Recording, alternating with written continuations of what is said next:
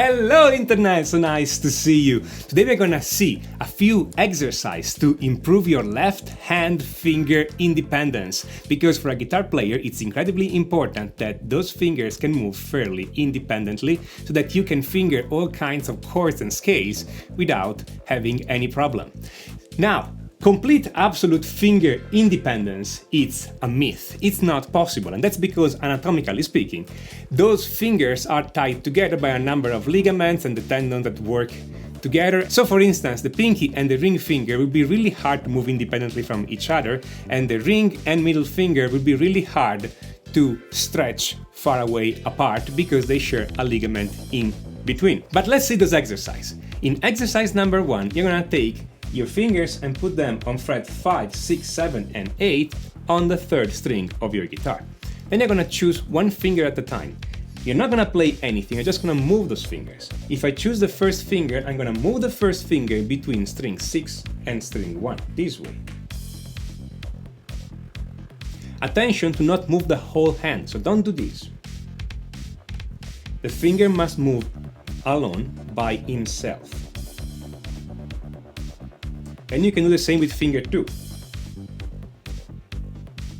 It's really important that the rest of the hand stays relaxed. Finger 3, the ring finger, is the hardest one to do relaxed.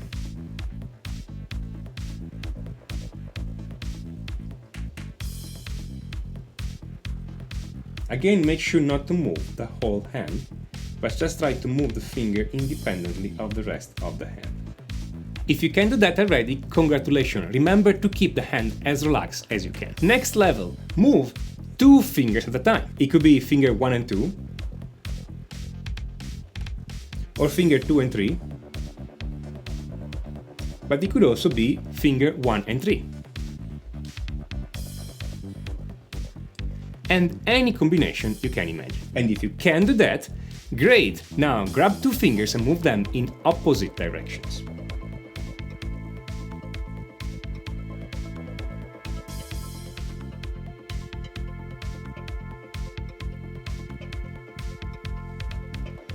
Probably the hardest combination is to move finger 3 and 4 in opposite direction. It's very hard to do this relaxed.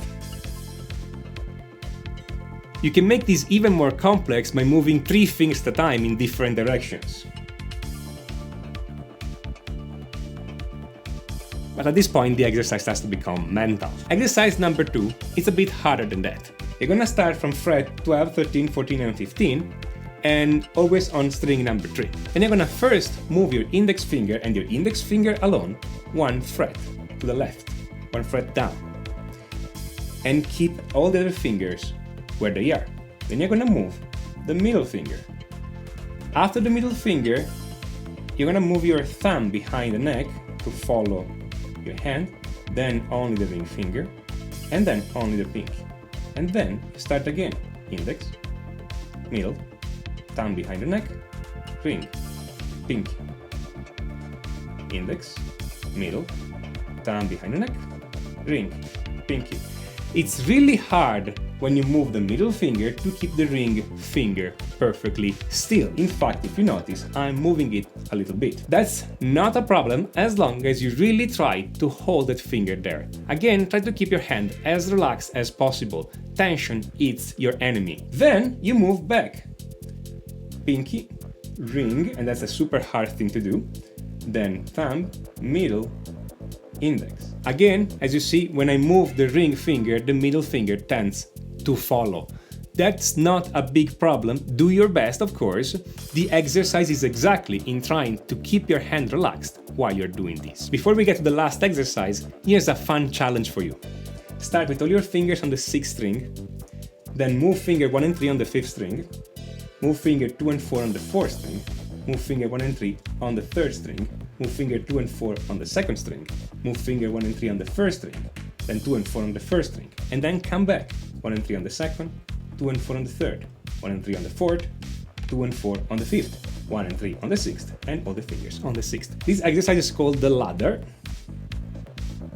and it's a nifty party trick that you can show to your other friend guitar players. Exercise number 3 doesn't even require a guitar.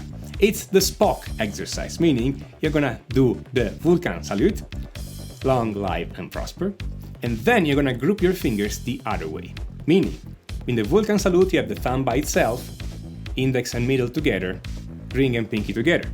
Then you switch, having thumb and index together, middle and ring together, pinky by itself, and you go back and forth as much as you can. This exercise will reinforce all the lateral muscles in your hand, making it much easier for you to move those fingers independently. If you can already do that, if you trained enough to do that, then you group your fingers in a different way. You do center side, so you group thumb by itself, pinky by itself, index, middle and ring together, and then you switch to have thumb and index, middle by itself, ring and pinky together, this way. See?